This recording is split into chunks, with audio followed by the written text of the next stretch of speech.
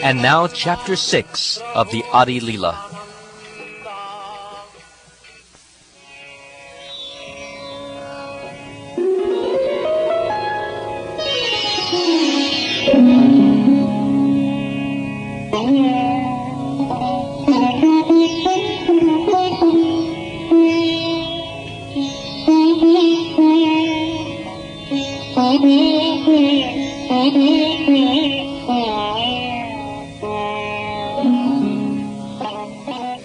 I offer my respectful obeisances to Sri Advaita Acharya, whose activities are all wonderful.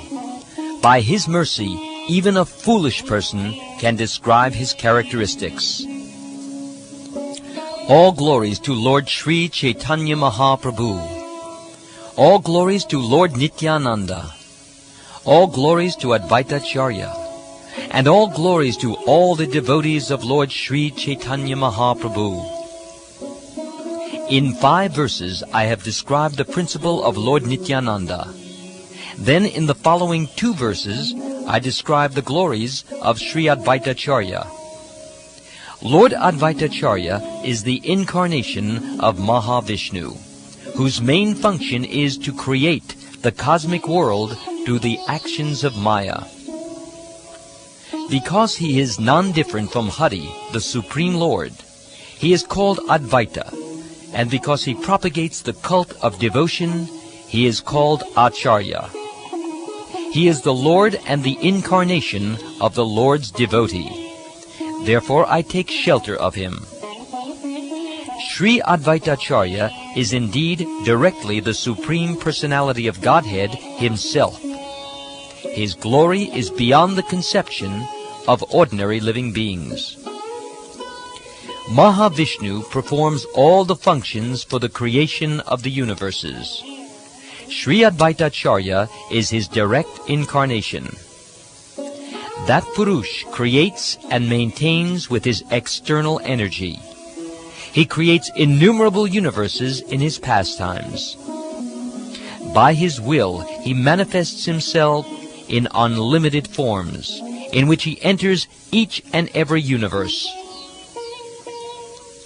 Sri Advaita Acharya is a plenary part of that Purush, and so is not different from him. Indeed, Sri Advaita Acharya is not separate, but is another form of that Purush. He helps in the pastimes of the Purush, with whose material energy and by whose will he creates innumerable universes. Sri Advaita Acharya is all auspicious to the world, for he is a reservoir of all auspicious attributes. His characteristics, activities, and name are always auspicious.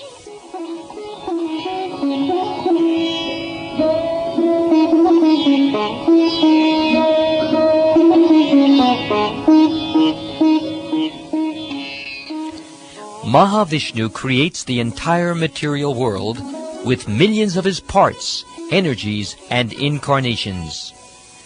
Just as the external energy consists of 2 parts, the efficient cause and the material cause, Maya being the efficient cause and Pradhan the material cause, so Lord Vishnu, the Supreme Personality of Godhead, assumes 2 forms to create the material world with the efficient and material causes.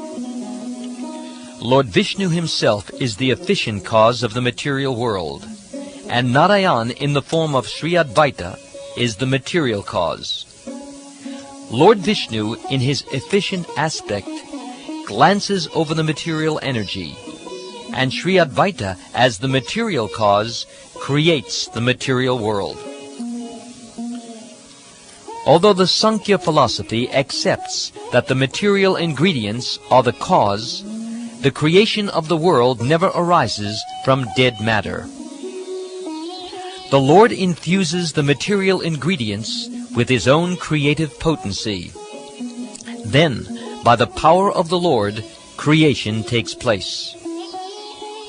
In the form of Advaita, he infuses the material ingredients with creative energy. Therefore, Advaita is the original cause of creation. Sri Advaita Acharya is the creator of millions and millions of universes, and by his expansions as Garbhodakshayi Vishnu, he maintains each and every universe. Sri Advaita is the principal limb or anga of Narayan. Srimad Bhagavatam speaks of limb as a plenary portion of the Lord. It further says, O Lord of Lords, you are the seer of all creation. You are indeed everyone's dearest life. Are you not therefore my father Narayan? Narayan refers to one whose abode is in the water, born from Nara, Garbhodakshayi Vishnu, and that Narayan is your plenary portion. All your plenary portions are transcendental. They are absolute and are not creations of Maya. This verse describes that the limbs and plenary portions of the Lord are all spiritual. They have no relationship with the material energy. Why has Sri Advaita been called a limb and not a part? The reason is that limb implies greater intimacy. Sri Advaita, who is a reservoir of virtues, is the main limb of Mahavishnu. His full name is Advaita, for he is identical in all respects with that Lord. As he had formerly created all the universes, now he descended to introduce the path of bhakti. He delivered all living beings by offering the gift of Krishna Bhakti. He explained Bhagavad Gita and Srimad Bhagavatam in the light of devotional service. Since he has no other occupation than to teach devotional service, his name is Advaita Acharya. He is the spiritual master of all devotees, and is the most revered personality in the world. By a combination of these two names, his name is Advaita Acharya. Since he is a limb or part of the lotus-eyed Supreme Lord, he also bears the name Kamalaksha. His associates have the same bodily features as the Lord. They all have 4 arms and are dressed in yellow garments like Narayan. Sri Advaita Acharya is the principal limb of the Supreme Lord. His truths, names, and attributes are all wonderful. He worshipped Krishna with tulsi leaves and water of the Ganges, and called for him in a loud voice. Thus Lord Chaitanya Mahaprabhu appeared on earth, accompanied by his personal associates. It is through him, Advaita Acharya, that Lord Chaitanya spread the Sankirtan movement, and through him that he delivered the world. The glory and attributes of Advaita Acharya are unlimited. How can the insignificant living entities fathom them? Sri Advaita Acharya is a principal limb of Lord Chaitanya. Another limb of the Lord is Nityananda Prabhu.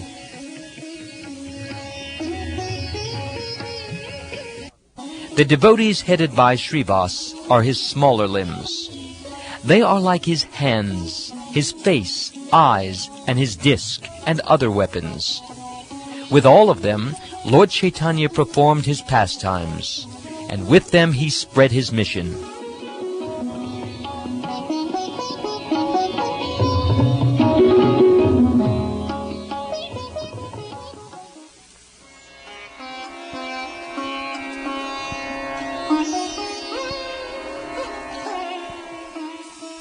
Thinking he, Sri Advaita Acharya, is a disciple of Sri Madhavendra Puri, Lord Chaitanya obeys him, respecting him as his spiritual master.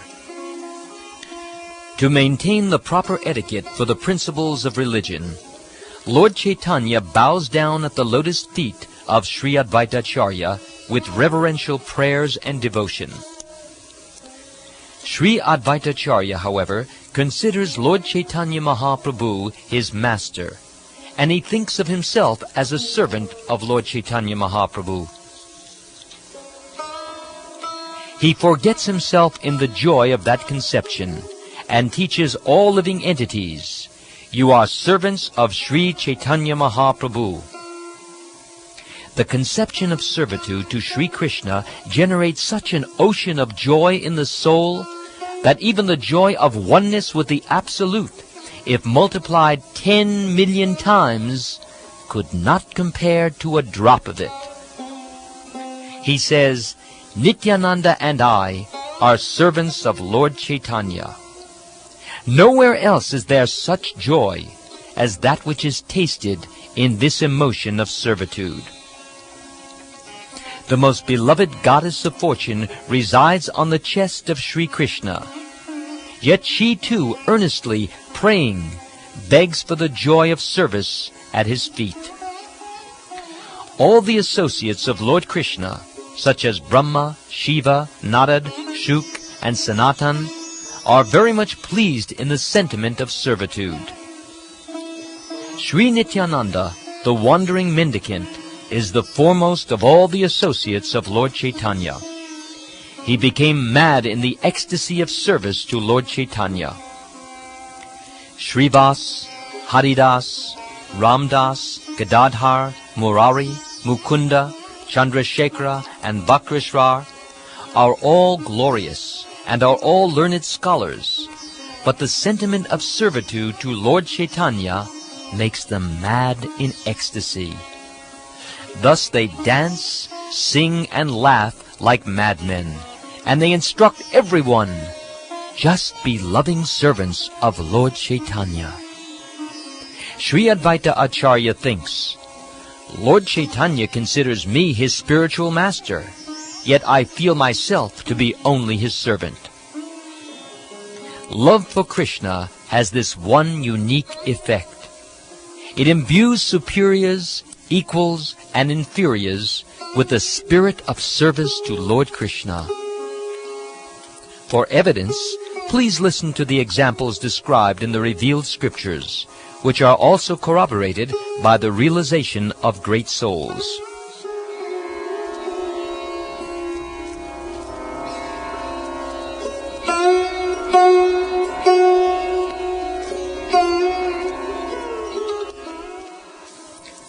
Although no one is a more respected elder for Krishna than Nanda Maharaj in Braj, who in transcendental paternal love has no knowledge that his son is the Supreme Personality of Godhead, still ecstatic love makes him, not to speak of others, feel himself to be a servant of Lord Krishna. He too prays for attachment and devotion to the lotus feet of Krishna, as words from his own mouth give evidence. "My dear Uddhava, please hear me. In truth, Krishna is my son. But even if you think that he is God, I would still bear toward him my own feelings for my son. May my mind be attached to your Lord Krishna. May our minds be attached to the lotus feet of your Lord Krishna. May our tongues chant his holy names. And may our bodies lie prostrate before him. Wherever we wander in the material universe, under the influence of karma by the will of the Lord, may our auspicious activities cause our attraction to Lord Krishna to increase." Lord Krishna's friends in Vrindavan, headed by Sridham, have pure fraternal affection for Lord Krishna and have no idea of his opulences. Although they fight with him and climb upon his shoulders, they worship his lotus feet in a spirit of servitude. Some of the friends of Sri Krishna, the Supreme Personality of Godhead, massage his feet, and others whose sinful reactions had been destroyed fanned him with hand-held fans.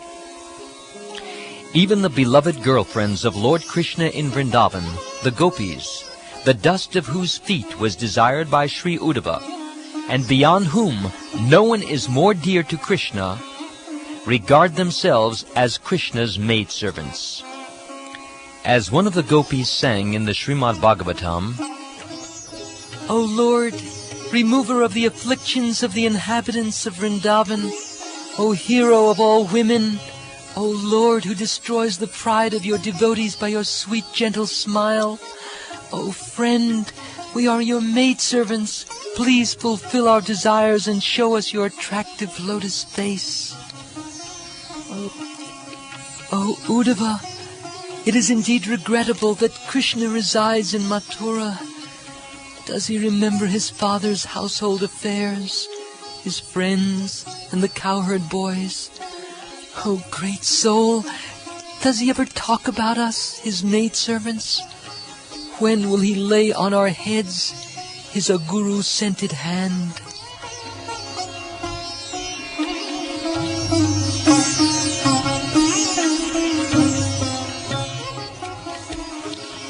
Not to speak of the other gopis, even Sri Radhika, who in every respect is the most elevated of them all, and who has bound Sri Krishna forever by her loving attributes, serves his feet as his maidservant. She said, O my Lord, O my husband, O my dearly beloved, O mighty-armed Lord, where are you? Where are you? O my friend, reveal yourself to your maidservant, who is very much aggrieved by your absence. In Dwarkadam, all the queens, headed by Rukmini, also consider themselves maidservants of Lord Krishna.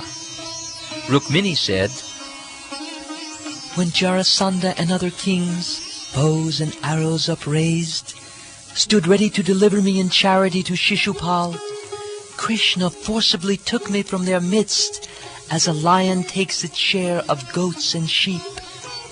The dust of his lotus feet is therefore the crown of inconquerable soldiers. Oh, may those lotus feet, which are the shelter of the goddess of fortune, be the object of my worship. And Queen Kalindi said, Knowing me to be performing austerities with a desire to touch his feet, he came with his friend Arjun and accepted my hand. Yet I am but a maidservant engaged in sweeping the floor of the house of Sri Krishna. Through austerity and through renunciation of all attachments, we have become maidservants in the home of the Supreme Personality of Godhead, who is satisfied in himself. Not to speak of others, even Lord Baladev, the Supreme Personality of Godhead, is full of emotions like pure friendship and paternal love. He also considers himself a servant of Lord Krishna. Indeed, who is there who does not have this conception of being a servant of Lord Krishna? He who is Shesh, Sankarshan, with his thousands of mouths, serves Sri Krishna by assuming 10 forms. Rudra, who is an expansion of Sadashiva and who appears in unlimited universes, is also a Gunavatar, or qualitative incarnation, and is the ornament of all the demigods in the endless universes. He also desires only to be a servant of Lord Krishna. Sri Sadashiva always says, I am a servant of Lord Krishna. Intoxicated by ecstatic love for Krishna, he becomes overwhelmed and incessantly dances without clothing and sings about Lord Krishna's qualities and pastimes. All the emotions, whether those of father, mother, teacher, or friend, are full of sentiments of servitude. That is the nature of love of Krishna.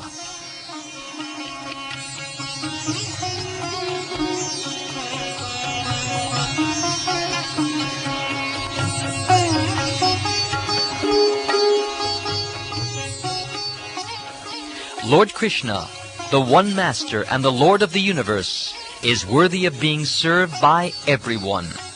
Indeed, everyone is but a servant of his servants. That same Lord Krishna has descended as Lord Chaitanya, the Supreme Personality of Godhead. Everyone, therefore, is his servant. Some accept him, whereas others do not. Yet everyone is his servant. One who does not accept him, however, will be ruined by his sinful activities.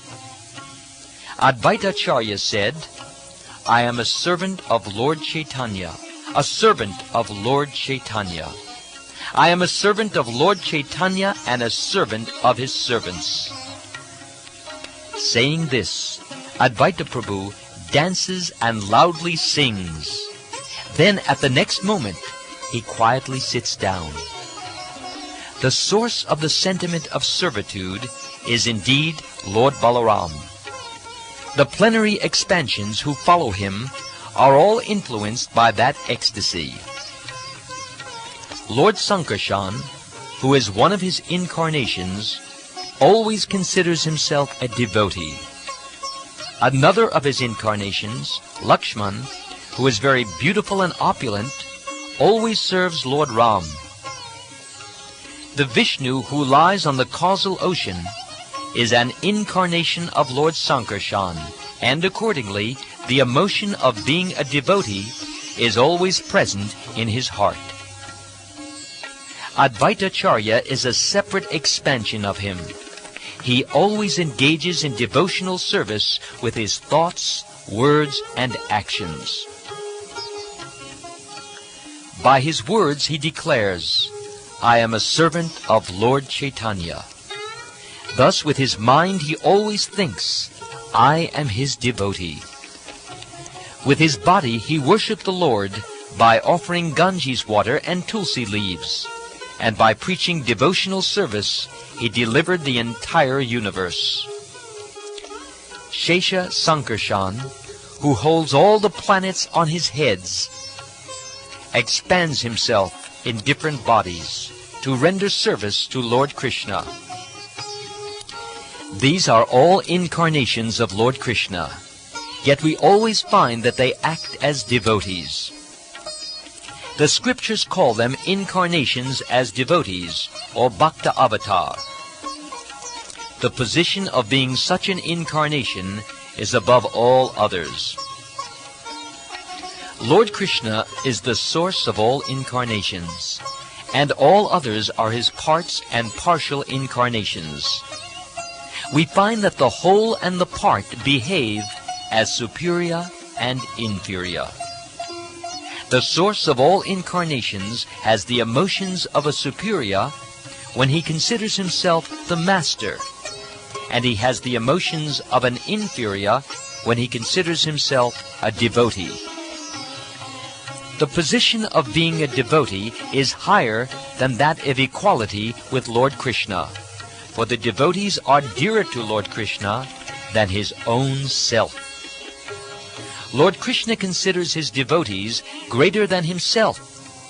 In this connection, the scriptures provide an abundance of evidence. Lord Krishna says in the Srimad Bhagavatam, "O Uddhava, neither Brahma, nor Shankara, nor Sankarshan, nor Lakshmi, nor even my own self is as dear to me as you." The sweetness of Lord Krishna is not to be tasted by those who consider themselves equal to Krishna. It is to be tasted only through the sentiment of servitude. This conclusion of the revealed scriptures is also the realization of experienced devotees. Fools and rascals, however, cannot understand the opulences of devotional emotions.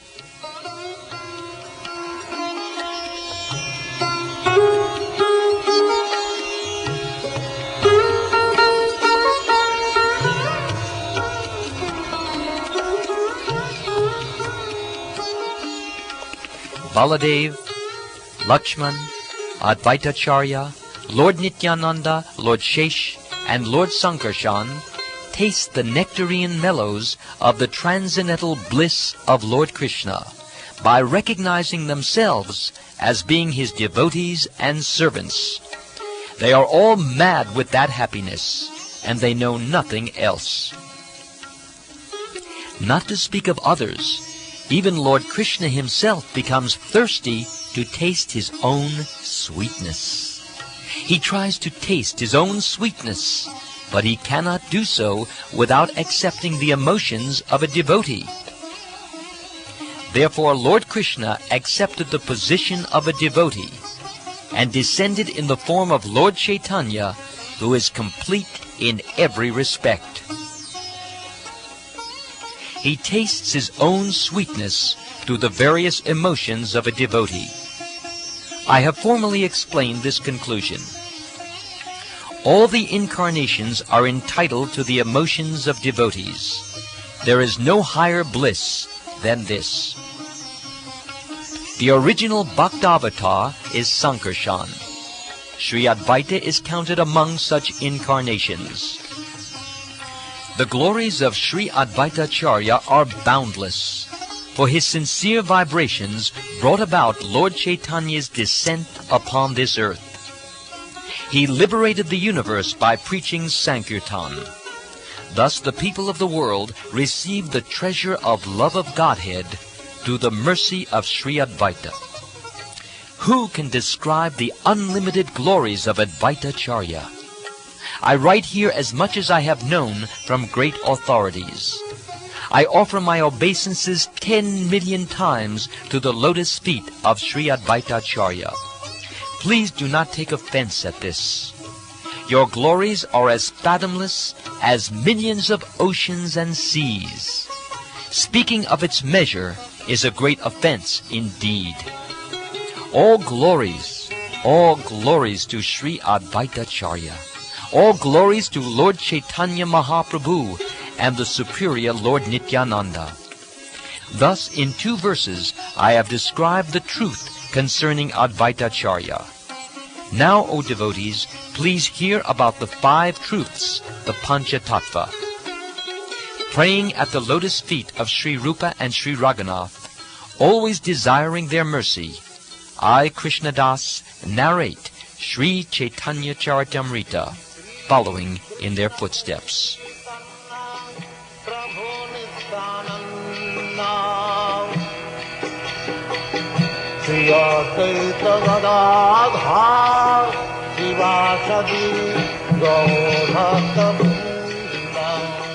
This ends chapter 6 of the Adi Leela.